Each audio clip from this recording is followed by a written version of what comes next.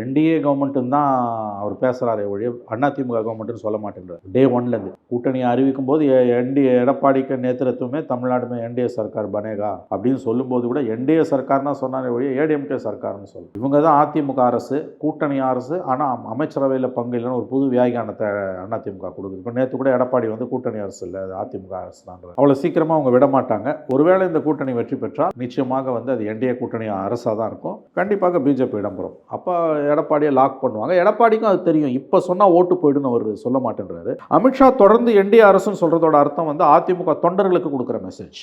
இதுல ஒரு படி மேல சார், இப்போ இந்த மாதிரியான ஒரு பேச்சுகள் முரண்பாடுகள் தொடர்ந்துகிட்டு இருக்கு அப்படின்னா, பாஜக நிற்கக்கூடிய தொகுதிகளில் ஒருவேளை வந்து உள்வேலைகளை பார்ப்பதற்கான வேலைகள் கூட அப்படி கூட மாறும் இல்லையா?